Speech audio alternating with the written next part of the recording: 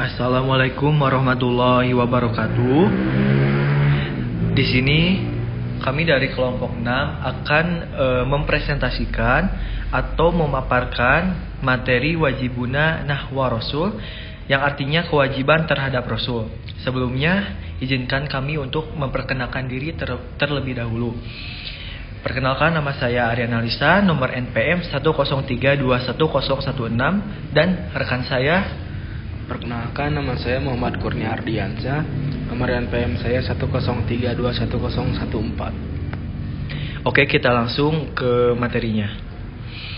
Seorang muslim yang mengikrarkan syahadat berarti telah yakin bahwa Nabi Muhammad SAW adalah utusan Allah Subhanahu wa taala. Oleh karena itu, dia harus mengetahui kewajibannya terhadap Rasulullah SAW sebagai konsekuensi persaksian bahwa beliau itu adalah utusan Allah. Kewajiban seorang muslim terhadap Rasulullah SAW ini diantaranya adalah: yang pertama ada tasdikuhu fima akbar, yang artinya membenarkan apa-apa yang disampaikan olehnya. Salah satu ciri ketakwaan seorang muslim adalah senantiasa membenarkan apa yang dibawa oleh Muhammad SAW. Yang kedua ada ijtanabu manaha anhu, yang artinya menjauhi apa yang dilarang olehnya. Allah Ta'ala berfirman, sikap seorang muslim apabila telah mengetahui ada sebuah larangan dari Rasulullah SAW yang sahih atau benar dan syarih atau yang jelas. Yang ketiga itu ada ta'atuhu fima amar, yang artinya mentaati apa yang beliau perintahkan. Inilah konsekuensi yang harus dijalani bagi mereka yang mengaku beriman kepada Rasulullah SAW. Yang keempat itu ada iya na'budullaha illa bima syari'a, yang artinya kita tidak beribadah kepada Allah kecuali dengan apa-apa yang diisyaratkan atau dicontohkan oleh beliau. Tidak dibenarkan bagi seorang muslim melaksanakan peribadatan yang tidak sesuai dengan apa yang disyariatkan oleh Allah Ta'ala melalui Rasulnya.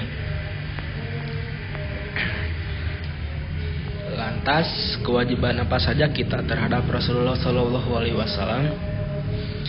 Dan yang pertama ada al-imanu bihi, yang artinya beriman kepadanya dengan keimanan yang tidak disisipi oleh keraguan sedikit pun. Dan yang kedua ada mahabbatuhu, yang artinya mencintai. Yang ketiga ada ta'dimuhu, yang artinya mengagungkan. Ta'dimuhu artinya memuliakan dan mendahulukan sabda beliau sallallahu alaihi wasallam atas segala ucapan makhluk serta mengagungkan sunah-sunahnya. Dan yang keempat ada ad-difa'u anhu, yang artinya membela.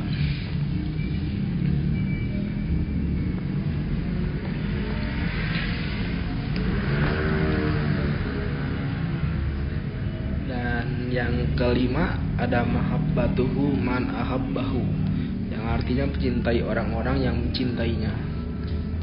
Orang-orang yang benar-benar mencintai Nabi pastilah orang beriman.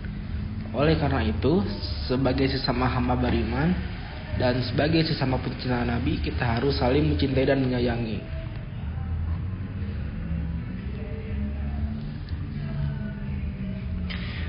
Yang selanjutnya itu ada ihya sunati, yang artinya menghidupkan sunnahnya. Menghidupkan sunnah Nabi menjadi kewajiban kita, terutama di saat sunnah-sunnah tersebut sudah banyak ditinggalkan oleh umat. Yang selanjutnya ada ihya usunati, menghidupkan sunnahnya. Sama ajuran bersalawat kepada Nabi diperintahkan langsung oleh Allah Ta'ala di dalam Al-Quran. Dan yang kedelapan ada ittiba'u manhajihi, yang artinya mengikuti manhajnya. Wajib bagi setiap muslim untuk ittiba dengan manhaj atau pedoman yang telah digariskan olehnya. Secara bahasa, kata manhaj berasal dari kata nahaza, yang berarti jalan yang terang. Lalu Ibnu Abbas radhiyallahu anhu pernah berkata, demi Allah, Rasulullah tidak meninggal dunia. hingga meninggalkan jalan yang jelas. Hadis riwayat Al-Darimi nomor 83. Dan yang ke-9 ada wirat satu risalatihi, yang artinya mewarisi risalahnya. Artinya kita harus melanjutkan risalah beliau dalam rangka menebarkan petunjuk dan agama yang benar sehingga diikuti dan dikenal keunggulannya oleh seluruh umat manusia. Oke, kesimpulan dari pemaparan materi tersebut yaitu ajaran Nabi Muhammad SAW itu bersifat universal, di mana Allah mengutus Rasulullah SAW untuk menjadi rahmat bagi seluruh alam. Risalah Nabi Muhammad ini cocok untuk semua kelompok manusia dan semua zaman. Hal ini dimungkinkan karena ajaran Islam ini memenuhi kebutuhan realitas kehidupan. Dan di dalam Al-Quran itu ada dialog antara wahyu dengan umat manusia, antara Rasulullah dengan Allah, antara Rasulullah dengan kaumnya. Ajaran Islam ini mementingkan yang mudah bagi manusia, menghilangkan yang sulit.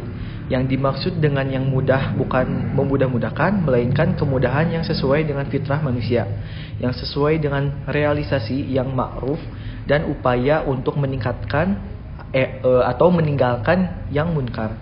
Itulah beberapa kewajiban yang dapat dilakukan terhadap para rasul, khususnya Rasulullah Shallallahu Alaihi Wasallam, dan spesifikasi ajaran yang dibawa beliau. Sebagai bukti konsekuensi ikrar syahadat kepada Rasulullah Shallallahu Alaihi Wasallam, kita itu berusaha harus maksimal mungkin untuk dapat melaksanakannya dengan ikhlas dan lapang dada. Semoga Allah memberikan kemudahan untuk kita semua. Amin, amin, amin ya Allah ya Rabbal Alamin. Mungkin itu saja yang bisa kami sampaikan. Semoga pemaparan materi yang sudah kami jelaskan bisa bermanfaat, bisa berguna untuk kita semuanya, dan bisa menjadi ilmu baru untuk kita semuanya. Sekian dari kelompok kami. Wassalamualaikum warahmatullahi wabarakatuh.